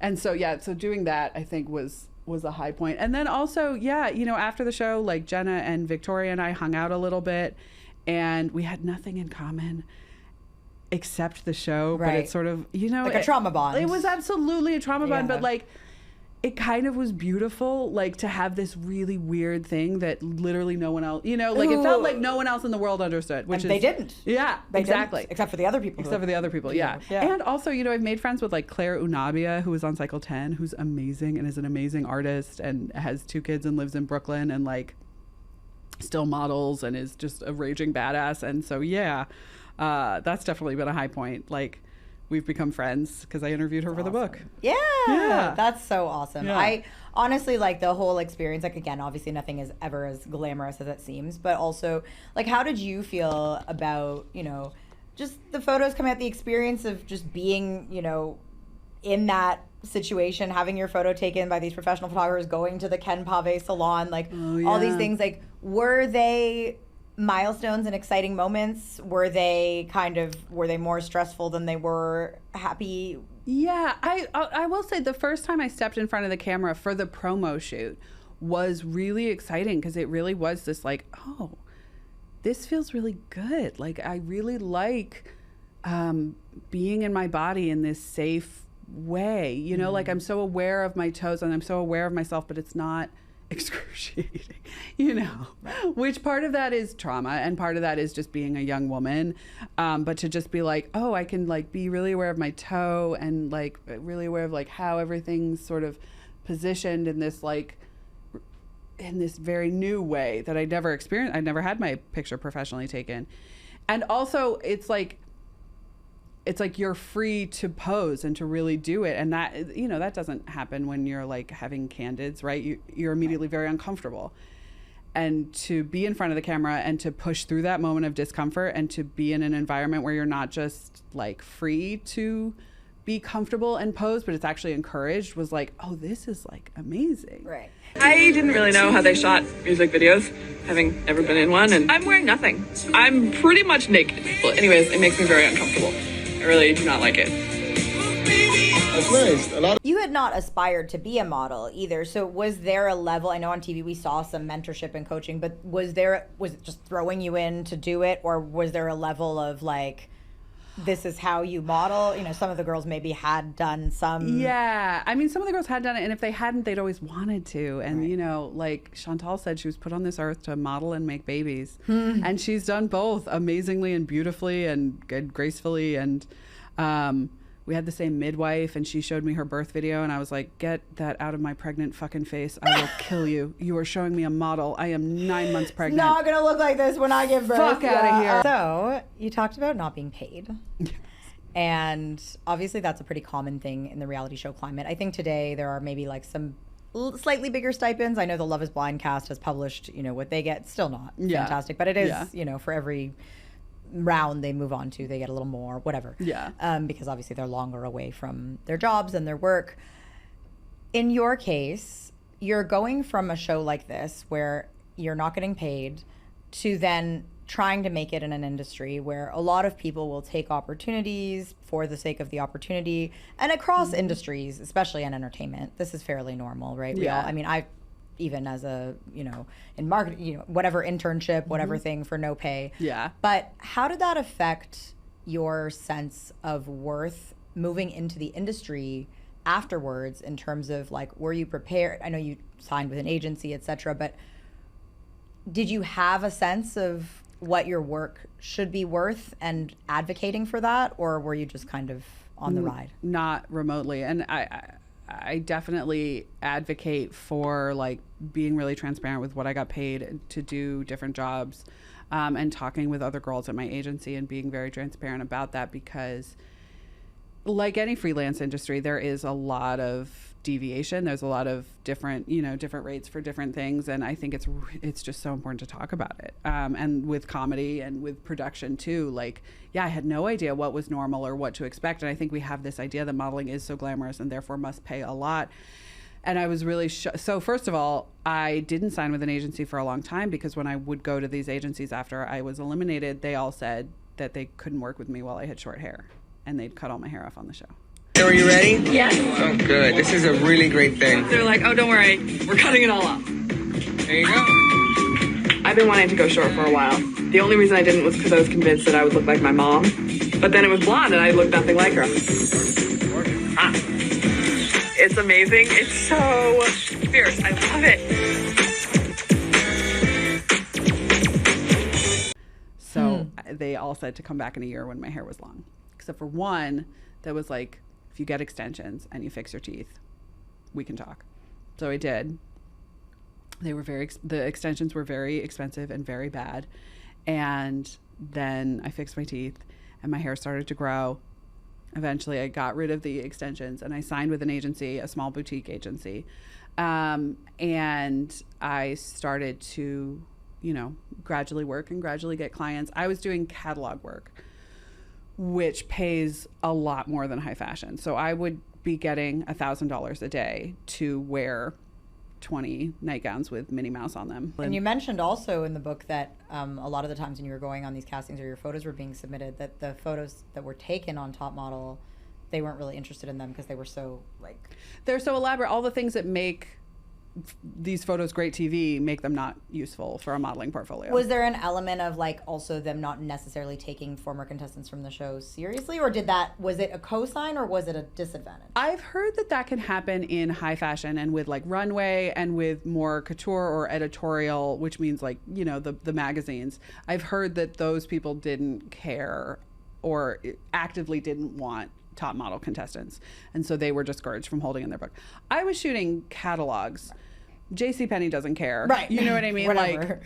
Like they just want a certain look. Like Ulla Popkin is the company that I worked for in Germany a lot. They don't give a crap. Yeah. They certainly don't. You know, German and European companies. Like I worked for a bunch of Swiss companies and a South African one. They don't care.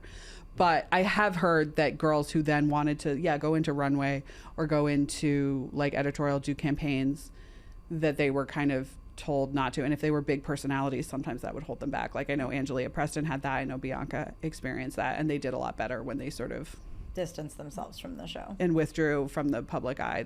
They would work a lot more. Right. And I didn't have that particular issue, but I did book a high fashion job. I was on the cover of Italian Men's Vogue. And it was years after the show, and they did not care whether I was on it or not. But I got paid 1/10 of what I got paid for the catalogs. I got paid $100. Right. I got paid $100, and they bumped it up to $150 when I made the cover. So interesting, the trade-off in certain things, and this is like all industries. Like it's just you do something less cool. Yep. You know, I work in marketing, and whenever my clients are these like big, high-profile Hollywood, you know, whatever, who shall remain nameless, they don't have checks to cut. Yeah. Even though they have all the money, but they're like, yeah, but you're getting this is getting what you want, right? Yeah. You want to be with us and do this thing. And then when I go like work for a plumber and I do their social media, they're like, yeah, we got 20 grand in the bag for like 3 weeks of work. You're like, oh, okay. I will work for the plumber then. 100%. You know, it took me a while to learn that though, because, you know, I had desires to. No, and you want the like glamorous, cool shoots. And I also didn't realize that like, it is really hard to make it in modeling if you don't have a lot of money, because when you start, you meet with an agent, they pick a look for you, they send you to the salon. I was really lucky that they were like, brown hair is better for you, like let's do that. And so it didn't cost me a ton, but a lot of girls were spending a bunch of money that they didn't have, and that would then get taken out of their checks. So they basically weren't getting paid forever. I think the makeover episode is the exemplary episode of the show trying to pull back and reveal something true about the fashion industry. Sarah has this strong face, and because you have such a strong face, we're going with this. Oh my God! Ah! Victoria. Because that does happen, right? You sign with an agency and they do pick a look for you, and sometimes it is different, right? An agency is a diamond in the rough and is like, we're gonna. And some of these girls were really crying. You were happy though. I was so happy. I was a free haircut. Mm-hmm. It's free. I don't care. If I'd known, I probably would have been upset. And like exactly. One of the reasons, besides talking about all the salacious tea from America's Next Top Model, that you are here today as one of my guests, is this show really exists to empower people who are creatively minded, neurodivergent, to rise from a space of maybe chaos and uncertainty to a space of confidence and empowerment. I think that your life so far, outside of and since you've taken the journey from top model, is a wonderful example of that. You are a comedian, you are a writer, you are a mother, you are, I'm sure, many other things that that we're going to talk about that I don't know. And you know what often happens with neurodivergent people and multi-passionate creatives is, you know, you either feel this pressure, like I pick a lane, okay, I'm a model, so I'm a model now, I'm going full force here, or you have all of these other ideas you're not giving maybe attention to, but also maybe a later in life pivot feels weird, like you've invested all this in I went on ANTM, I did this, I went modeling, I was in Europe, I had this agency, right? Relatively young, you know, I know we all have weird senses of what young and old mean, and some women in their mid-20s are like, I'm old. I know, right? You make a pivot, you decide I'm done with modeling, right? Where does the power from that come from? And two, like, do you have a plan? Walk me through like the evolution of your career as you know, a former model who's finding her way in other things, and also from the lens of having ADHD and being neurodivergent. Yeah, I feel like our generation is so lucky. I know that there's so many downsides to there being no solid industries and with people like, you know, not working the same job for 50 years. But I think that the silver lining of that and of the destabilization of so many industries is that a late in life pivot or whenever in life pivot is not unprecedented. And I feel so lucky that I had so many role models growing up who picked their career later in life and who found their passion later in life, because I think I am not immune to society's ageism, but that is not something that ever like occurred to me as unlikely, right? Like I was always like, yeah, you might figure out what you want to do when you're 40. And that I think is a creative thing, right? Because there's not an age limit on creativity.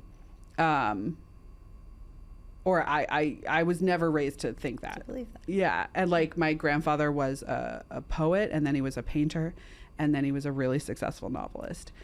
Well, neurodivergence tends to run in families. So. Yeah. Although he was not ADHD, he was very OCD. He definitely skewed more on the anxious side and was very punctual, very organized. And OCD is a neurodivergence too? It's a yeah, that was his. And my mom is the same way. Like she has pursued a million creative pursuits, and yeah, I feel really, really lucky that that's like super normal for me. And so I felt like modeling was this crazy thing that fell into my lap that I had to take advantage of. And at a certain point, I realized that because I was doing catalog modeling, because I was doing plus size catalog modeling, I could get stuck. And, you know, like I was talking to this woman, and I talk about this in the book, and she was like, I mean, I'm in my mid 40s and I'm still working all the time. And I was like, right, but then what? That's not the end of, you know, I hope if I'm lucky, that's not the end of my life. And then what do? I don't want to be in my mid 40s and then not know, you know, what I want to do. I got to figure it out now. And also, you know, I sort of started to realize that I looked at all the other girls from my cycle who had quit modeling and done other things, and I looked at them as if they were giving up or if they were failing. And again, I was like, oh man, they were ahead of me. They were leaving a party that didn't serve them anymore, and I've just stayed here, and this isn't my passion, and I'm going to castings where there's people who desperately want to get it, and I don't. And that's not really fair. Like, and I was at an audition for like Murder Victim number 3, and I was like, I don't care if I get this. Right. That's not really fair to this girl who really wants to be Murder Victim number 3. Really wants Dream role. And like will do a better damn job than me, you know? Right. So like Right. I gotta get out of this lane, and I gotta figure out what I wanna do, and I gotta figure out a way. And somebody pointed out, they were like, oh, I wonder if you like got really into like comedy and like production because you wanted to have more creative agency. And I kind of hadn't, I was like 100%, because when you're a model, you're the least creative person on set. Right. Like you see all these people doing these amazing things, and then you do what they tell you. And I just think there's so many ways to even get all the perks of modeling, right? You can feel glamorous, you can feel pretty, you can have your makeup done, you can have your picture taken, where you have more agency. Yeah. So yeah, I worked in comedy, and I worked in writing and video production. When I was researching for this, I saw that you've recently written an article in Vogue. Yes. And I thought that was so wonderful and poetic because, you know, as a model, people think, oh, I want the cover of Vogue, or I want, you know, to have a spread in Vogue. And you were in Vogue. I was totally as in Vogue. a writer. Yeah, and it felt so good. Really cool. That was definitely, that was amazing. And that felt very like, because it's not an excerpt of the book, it's a separate article that I wrote, and I was really proud of it. One of the really cool things about the life that you've created for yourself is, and I think this is sort of the Gen Z dream and the rise of content creation, is the idea of being sort of paid to exist. And modeling has elements of that, but what's really cool about where you are and sort of building this profile for yourself, even if it was on accident, on social media and TikTok, and then getting this book deal, and also being a stand-up comic, and just committing your life to storytelling, is I think that you get to align yourself with also the causes and the social activism that matters to you in a way that, you know, when people are with you for who you are, that you get to choose lanes from a place of empowerment, and you get to find the intersection between, you know, rallying for abortion rights and writing and storytelling and all of those things. I want to talk a little bit specifically about your experience with ADHD. Obviously, that is something that a lot of people are either late in life diagnosis, especially women, but also maybe seeing a lot of stuff on the internet, and you are someone that, you know, people can relate to and love. So I'd love to hear a little bit about when you got diagnosed. I know you have mentioned PTSD and identifying with that diagnosis. There is, psychologists will say, a lot of relationship as well between complex PTSD and the way that neurodivergence develops in the brain. So I'd love to hear a little bit about, you know, what came first, chicken or the egg? I know, right? And then just your journey in terms of, you know, diagnosis, how it manifests in your life and your career. Did you know about it when you were on Top Model? I did know about it when I was on Top Model, and I was medicated for it when I was on Top Model. I was an early bloomer in terms of ADHD. I got diagnosed right when I went to college, like right away. Me too. Oh, amazing. Yeah, when I was 17. Oh, okay. I was 18. And it's really funny. I was in a statistics class my first semester, and I was failing, and I was freaking out because another thing we have in common. I was like second in my class, which granted was 15 people. But when I graduated, I was the good girl. I got good grades, and I was failing, and it was not. I was doing badly in another class because I didn't care about the class, and I was trying, and I was like, I was like, I'm bad at being bad at things. Like, I am trying to do this and I'm failing. And a really kind TA like took me aside one day after I had gone to the professor crying, and I was like, I don't know what to do.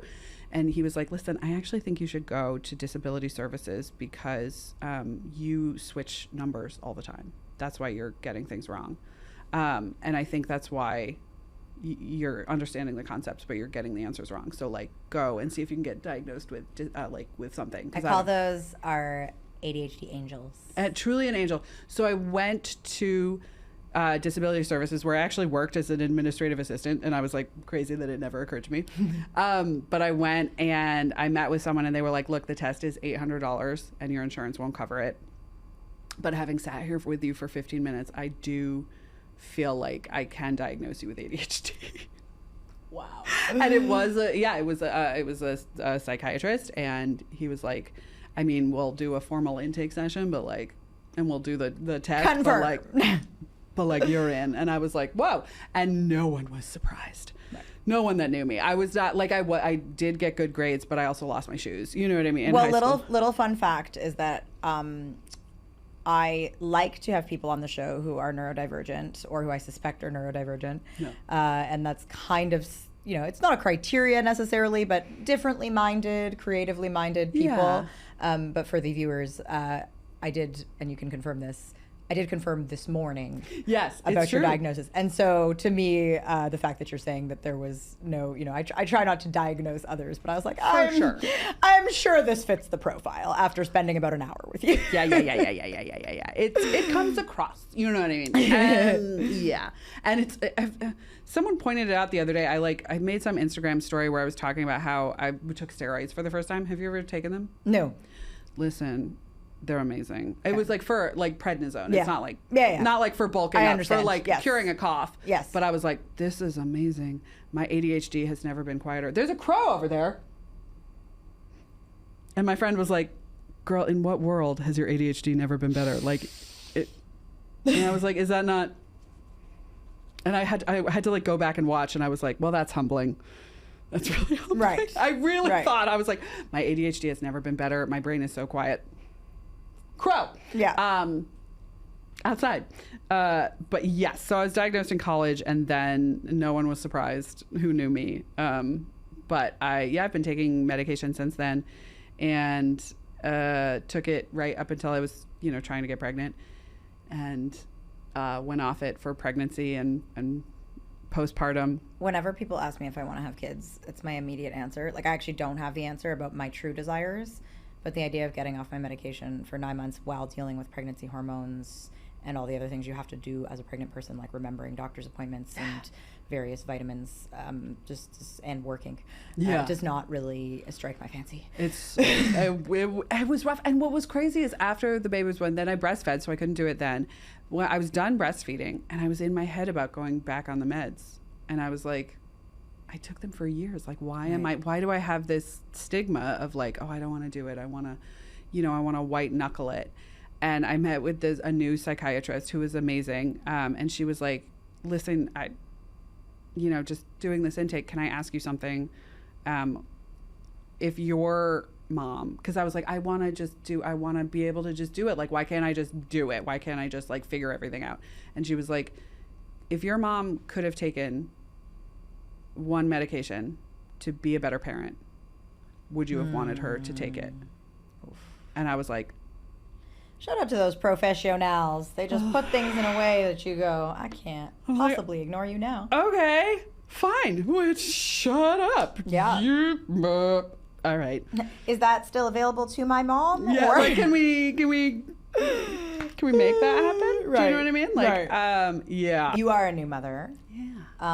How has becoming a mother sort of changed your relationship with some of your childhood trauma, but also like with your relationship with your neurodivergence, with your PTSD, with your healing? Like, what is the experience of kind of getting to live through your daughter's eyes? And that's a great question. I always say, even when I was pregnant, I was like, man, you gotta heal your inner child before you have an outer child, because it brings some stuff up. Like, it really does. When you have this helpless being, you feel very connected to past generations. And like, I see all the ways in which I understand how and why my parents, I don't want to say failed me per se, because that's really strong language, but underperformed in certain areas. Underperformed and did the best they could with what they had. Yes. And then I also see certain ways in which I'm like, I fully understand where if I were in their shoes and if I were in a similar circumstances, I would behave in the same way. And then I also see ways in which I know that I can feel really confident in myself that I would do differently. And I can be grateful for the circumstances that have allowed that to be. And I can also be grateful for the work that I have done to make that happen. And it's really beautiful.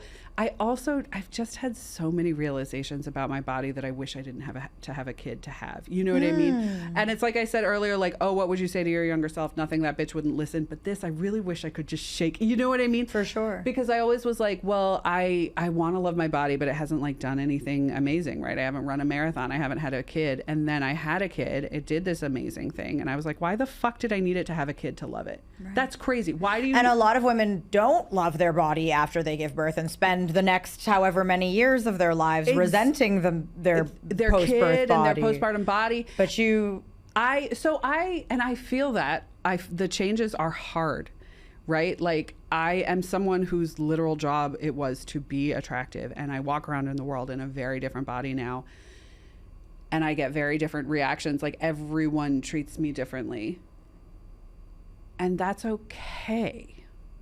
It is weird and it's off-putting and it's been an adjustment. I did feel so much gratitude that my body gave birth. Right. And I had a 28-hour labor, no medication. And I was like, man, that is really impressive, but also I'm really impressed with anyone who takes an epidural, has a C-section. Totally. It's all fucking impressive. Yeah, I mean, yes. And disgusting. It's absolutely insane. Yeah, like, from insane. the first moment they make you watch that video in high school, you're like, what's 100%. Going on with that? Yeah. And I can't believe how we just en masse, like, accept just for like, generations and thousands of years. Like, it's, just like it's a little it. much for me. But respect to you, though. She's adorable. Listen, she was worth it. She was worth it. No, I never thought I would have kids. I was not one of those, and it was only after I turned 30 that I started to contemplate it, and I was like, well, you and your man have been together since high school, so maybe years, you know, it was just time. And also I realized you've that done all of the things. Yeah, I realized a lot of the reasons I didn't want to have kids is I was afraid of regretting them. Right. And I realized that I'd gotten to this place where I could have a kid and not regret it. And I was like, okay, like I can, yeah. What is the relationship with, you know, I mean, you've now added another thing to your plate. Something with ADHD and neurodivergence is obviously that we tend to, you know, and it's better well medicated, obviously, but yes, we tend to, you know, hyper focus on things, and when there's a lot of things going on, a lot of things commanding our attention, it's really difficult. So how are you finding the balance as an ADHDer, as a new mother, as a, you know, freelance, a comic, an author, you're on a press tour, there's a lot going on. Yeah. What are some tools and tactics that you've implemented in your life, even if they were implemented before, that you're really leaning in on to manage and cope with your ADHD? We all know medication's great. It's not a magic pill, and some people don't. And I had to go off it for 3 years, and so yeah, I got very into like actual like tools. Like, okay, I have a bottle.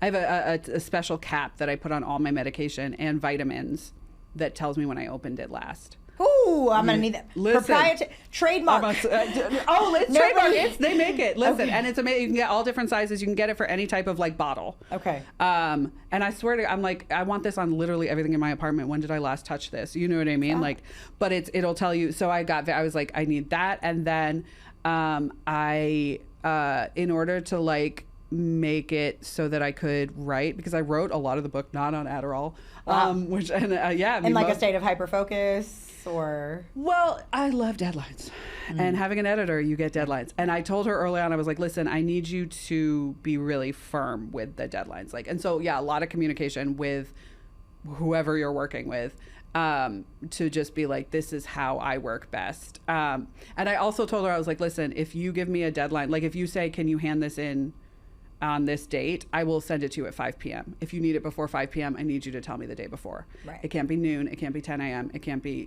it will be. Setting your own boundaries and deadlines with the person who sets your deadlines. Very much. Really knowing yourself. And so that was really helpful. And also I call it immaculating the vibe. When I would sit down to write, which was sometimes at my desk and a lot of times was like at diners and restaurants, because of the way our childcare ended up. We had someone taking care of her in our house. And so I had to leave. Right. Because it's a New York City apartment. I couldn't just be there. So like whatever I could do to just, I would light it. Like if it's at my desk, I light a candle, I get a drink. If I'm at a restaurant, I get the drink, I get it all set up. I get something delicious to eat. I put in my headphones. I made playlists to just create the space for it. I got very into, what was the app that I used? Brick, I think. That would not let me go on social media for a couple hours. Those are so important. Yeah, and it would time out, right? I'd be like, okay, I have 2 hours to write. And also, I got very okay with, sometimes that meant I would sit and the writing was slow and it didn't come very fast, and just being like, but I'm sitting here and I'm not on social media and I'm letting my brain move in that direction. And my agent was really helpful in this, because sometimes I would be like, I actually didn't get a lot of writing done, but I did think about it a lot. And she was like, listen, I need you to know that counts. That's work. It's work. Absolutely. And it will help you down the line. Like it all comes back. It all will serve you. So and, my book, which is in progress, but is aptly titled Not Another Life Lesson Amazing. as well. There are stories in there that I wrote 10 years ago in my mind. Oh yeah. And it's so crazy what's happening with it. Yeah. Like as I sit down to write, and the things that have served me, where I used to be so hard on myself 10 years ago, 15 years ago, like, write this book, you need to write this book, you need to do this thing. Why aren't you finishing that story? Yeah. But it's been so present and so palpable, and I finally am sitting down in a more committed process, and I'm like, hey, I was doing stuff 10 years ago when I was being mean to myself. Exactly. And you're gonna look back on this time and feel the same way. It's gonna happen, and it's gonna be so beautiful. And I don't know if this is true for you, but I find like, if my routine gets disrupted, I am back to square one. All of my tools, like I have all my tools, and like I know what they are, but I forget how to implement them. And that very much was true when I had the baby. I was like, I have nothing. I have no tools. And one thing that has helped me a lot is being like, even if I am not using the tools, they will come back. Like, and you know, having a kid blows up your whole life. You have to relearn how to do everything. You have to shower. You have to relearn how to, you know, like I remember when I started getting manicures again, and I was like, oh, okay, I'm remembering how that fits in my life. That was very important pre-baby. And now I like, it took 6 months before I could like figure out how to go to the salon. ADHD people are really good at that, because we like any disruption puts us at square one. Yes. And so I was like, oh, I have experience rebuilding my routines and rebuilding my toolbox. I've done this before. Right. This is different, and it's bigger, and it's weirder, and it's harder, but it's not. There are things that have happened in my life that are serving me. I think being ADHD and being a mom, it can be so hard, but it makes you really good at it. Like, you're really good at just like, kids are bouncing off the walls all the time. You have to like roll with it. Your brain has made me good at that in a lot of weird ways. So super cool. Yeah. Super cool. You know, when it comes to things like ADHD and certainly PTSD, which I think a lot of people, even like, we kind of loosely use these terms sometimes and we don't really fully understand certain things. Obviously, you've been through a lot of therapy. You've written a book to process some of your trauma, and we've really talked about your trauma from the lens of processing. Yeah. What does PTSD look like for somebody that has done the work that you've done? Do triggers affect you in the same way? What does the present moment with PTSD feel like as someone who's done a good chunk of healing? Yeah. You know, I found, you know how TikTok does the on this day? Like, it one of the ones that it showed me the other day was, it was a TikTok I made where I was like, hey, I'm the victim of childhood sexual abuse. And one thing that I would love to tell my younger self, which is like a fun theme of this show, is that someday days will go by where you won't think about it. And that was so new at the time. I mean, this must have been 2021, I think. And it was fresh. And I was like, you know, I had days where I didn't think about it. And I was like, man, that's crazy. Like, and now I just went home for a week. I was around, you know, all my family. I was around all the places where a lot of, you know, rough things happened to me. I was falling into a lot of old patterns. And it was so much easier than it would have been. Like, it still sucked and it was still hard and it was still, you know, there were still triggers. But it was so much, I just wish I could like go tell my younger self, like, you're going to be able to like smell certain smells and tell yourself, yeah, that's really triggering. And then be fine. Like, a little while later, in a way, like in your body, that just would have felt impossible so recently.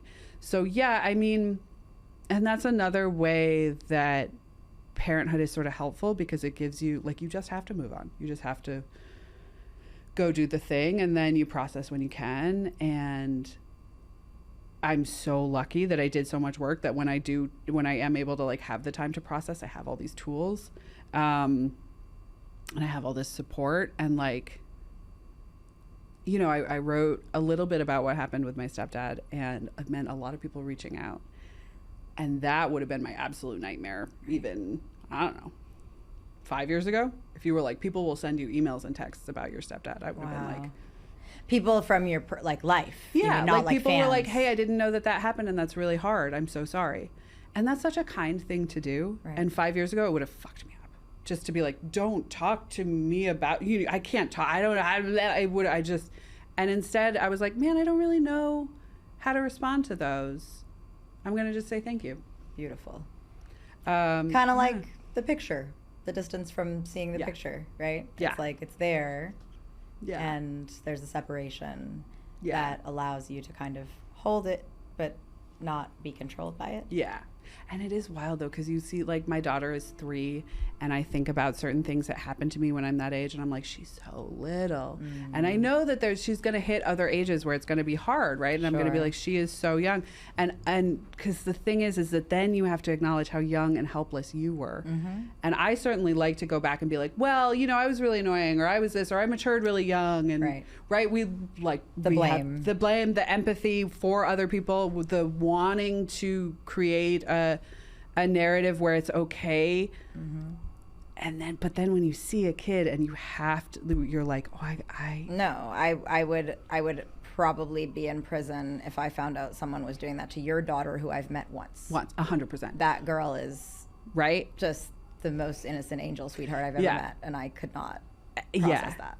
And it also really, it's like, the other thing is, it comes up in ways I did not expect. I thought I would be so good at being a mama bear.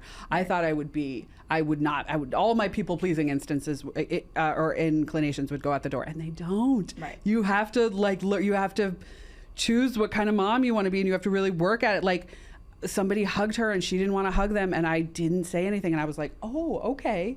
I have to learn how to say, don't. Right. You have to set boundaries for her that, one, she won't set for herself, and two, you have trouble setting for yourself, let alone another life. That's so fascinating. And I did, and I've been, it's hard. I had to work on it, but it helped that I could practice. Actually, you met our friend Janine. Yeah.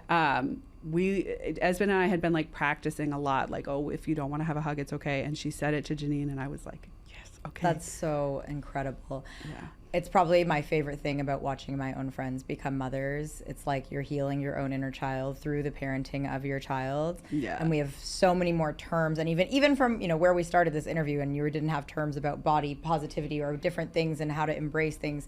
There's a consciousness that we have now.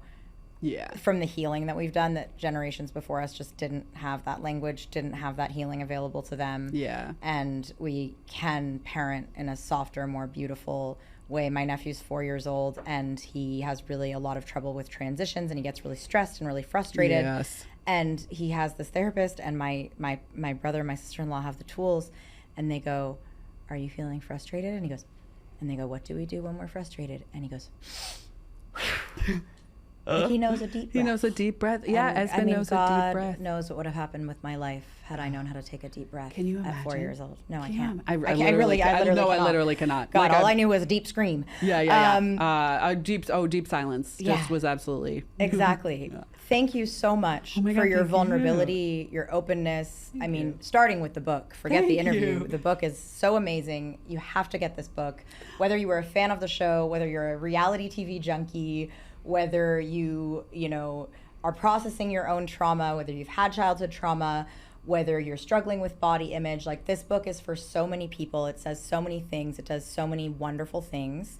So just tell people quickly, where can they get the book and how can they take it in? Mm-hmm. Where can they find you and get in touch with you? I'm sure lots of people have reached out about the different things that you've shared. So just tell people where they can do your stuff.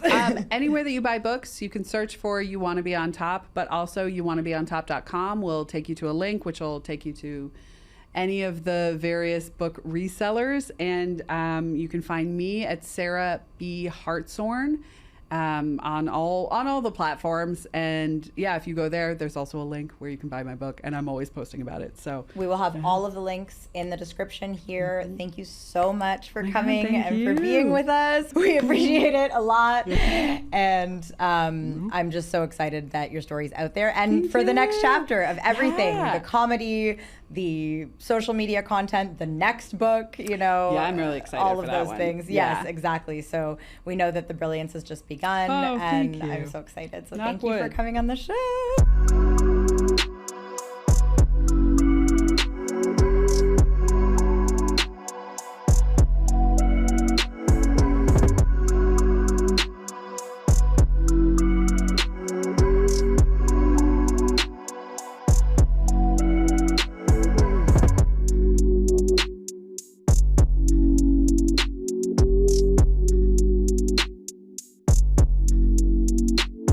Not another one.